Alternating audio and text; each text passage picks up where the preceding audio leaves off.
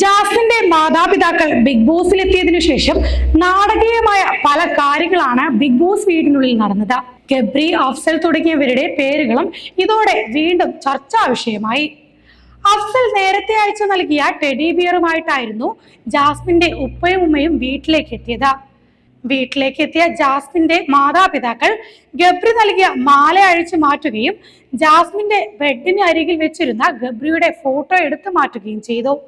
ഇതിനിടയിലാണ് ജാസ്മിനുമായി വിവാഹം ഉറപ്പിച്ചു വെച്ചിരുന്ന അഫ്സലിനെ കുറിച്ച് ഉപ്പ ജാസ്മിനോട് സംസാരിക്കുന്നത്.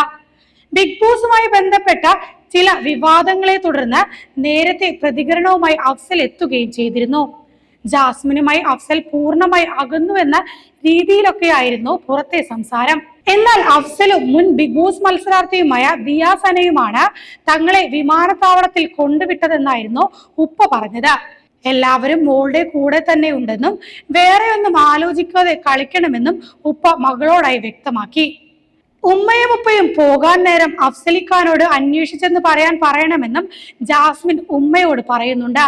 ജാസ്മിന്റെ ഉമ്മയും ഉപ്പയും വന്നതിന് ശേഷം നടന്ന കാര്യങ്ങൾ സോഷ്യൽ മീഡിയയിലും വലിയ രീതിയിൽ ചർച്ചാ വിഷയമായിരുന്നു. ഏതൊരു രക്ഷിതാക്കളും ചെയ്യുന്ന കാര്യമാണ് ജാസ്മിന്റെ ഉപ്പയും ഉമ്മയും ചെയ്തതെന്നാണ് വലിയൊരു വിഭാഗം വ്യക്തമാക്കുന്നത്. അതേസമയം തന്നെ മറുവശത്ത് ഇതെല്ലാം ജാസ്മിനും അഫ്സലും ചേർന്ന് നടത്തുന്ന നാടകമാണോ എന്ന രീതിയിലുള്ള സംശയങ്ങളും പ്രേക്ഷകർ ഉയർത്തുന്നുണ്ട്. ജാസ്മിനുമായുള്ള റിലേഷൻ അവസാനിപ്പിച്ചെന്ന രീതിയിൽ സോഷ്യൽ മീഡിയയിലൂടെ വ്യക്തമാക്കിയ അഫ്സൽ ജാസ്മിന്റെ ഉപ്പയെയും ഉമ്മയെയും കൊണ്ടുവിടാൻ എയർപോർട്ടിലേക്ക് പോയത് എന്തിനാണെന്ന് അവർ ചോദ്യം ചെയ്യുന്നത്. ജാസ്മിൻ, അഫ്സൽ, ദിയ സന ഇവരുടെ ഒരു മാസ്റ്റർ പ്ലാൻ ആണ് ജാസ്മിൻ ബിഗ് ബോസിൽ ഇന്നേ വരെ കാണിച്ച ഡ്രാമ എന്നാണ് എനിക്ക് തോന്നുന്നത് എന്നാണ് ഒരു പ്രേക്ഷകൻ പങ്കുവെക്കുന്നത്. ജാസ്മിൻ, അഫ്സൽ, ദിയ സന ഇവരുടെ ഒരു മാസ്റ്റർ പ്ലാൻ ആണ് ജാസ്മിൻ ബിഗ് ബോസിൽ ഇന്നേ വരെ കാണിച്ച ഡ്രാമ എന്നാണ് എനിക്ക് തോന്നുന്നത് എന്നാണ് ഒരു പ്രേക്ഷകൻ വ്യക്തമാക്കുന്നത്. ആദ്യം ഋഷിയെ നോക്കി, ആ ചെക്കൻ ജീവനും കൊണ്ടോടി. പിന്നെ വന്നുപെട്ടത് ഗബ്രി. പിന്നെ അങ്ങോട്ട് ഫ്രണ്ട്സ് എന്ന രീതിയിൽ കാണിച്ചു കൂട്ടിയ കാര്യങ്ങൾ.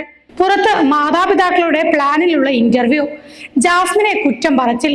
അങ്ങനെ ജാസ്മിൻ എവിടെയും ശ്രദ്ധിക്കപ്പെടുന്നുവെന്നും അദ്ദേഹം പറയുന്നു.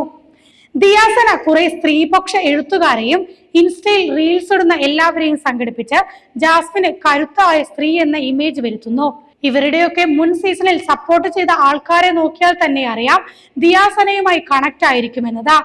ജാഫർ വളരെ വ്യക്തമായി തന്നെ പറയുന്നുണ്ട്, ഇനി നീ അഫ്സലിനെ ഓർക്കണമെന്ന്. അഫ്സൽ കൊടുത്ത പാവയും അദ്ദേഹം കൊടുക്കുന്നു. കൂടാതെ അയാളും ദിയ സനയുമാണ് എയർപോർട്ടിൽ വിട്ടത് എന്ന് പറയുന്നു. എന്തായാലും എയർപോർട്ടിൽ വെച്ച് വെറുതെ കാണുന്ന ഒരാളെ ഓർത്തിരിക്കാൻ അച്ഛൻ മകളോട് പറയില്ലല്ലോ എന്നും പ്രേക്ഷകൻ ചോദിക്കുന്നു.